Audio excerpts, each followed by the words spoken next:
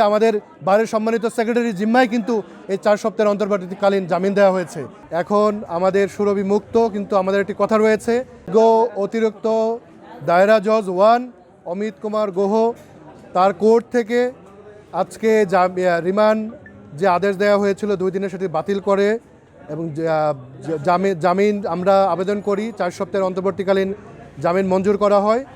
এখন আমাদের সুরভি মুক্ত, কিন্তু আমাদের একটি কথা রয়েছে, নাইমুর রহমান দুর্জয় নামে যে বাদী তার বিরুদ্ধে মামলা করেছে, সে এর আগে সাহসিকতার পুরস্কার নিয়েছে দেশ টিভি থেকে। দেশ টিভি বলেছে সে দেশ টিভির সাংবাদিক নয়, সে বাংলাদেশ প্রতিদিনে সাংবাদিকতা করে।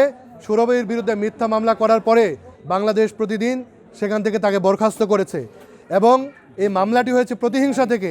সুরভি যখন এই দুর্জয়ের বিরুদ্ধে মামলা করে নারী শিশু কোর্টে, এটি ধর্ষণ মামলার চেষ্টা মামলা, তখন সে পলাতক হয় এবং পরবর্তী সময়ে প্রতিহিংসার বশবর্তী হয়ে মামলাটি করে।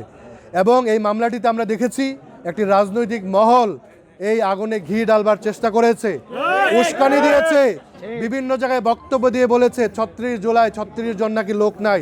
তাদেরকে আমরা আবারও স্পষ্ট করে বলতে চাই, সুরভির মতো জুলাই কন্যারা যারা সম্মুখ সারিতে যুদ্ধ করেছে, যে সময় মায়েরা বোনেরা এবং আমাদের ভাইয়েরা, এই জুলাই যোদ্ধাদের সম্মান করতে হবে।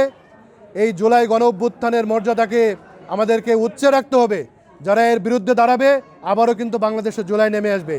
শেষ করতে বলে আজকে সকাল থেকে আমাদের ছাত্রশক্তি, যুবশক্তি এবং জাতীয় নাগরিক পার্টির আমাদের নেতাকর্মীবৃন্দ, বাংলাদেশ জামায়াতে ইসলামী সহ এবং 10 দলীয় জোটের অন্যান্য নেতাকর্মীবৃন্দ, আমাদের গাজীপুর জেলা বারের সভাপতি মহোদয় এবং সাধারণ সম্পাদক মহোদয় এবং অন্যান্য আইনজীবী নেতৃবৃন্দ সরাসরি প্রত্যক্ষ ভূমিকা পালন করেছেন এবং বিজ্ঞ আদালত আজকে সুবিবেচনা করে জামিন দিয়েছেন, এজন্য আমরা সন্তুষ্ট।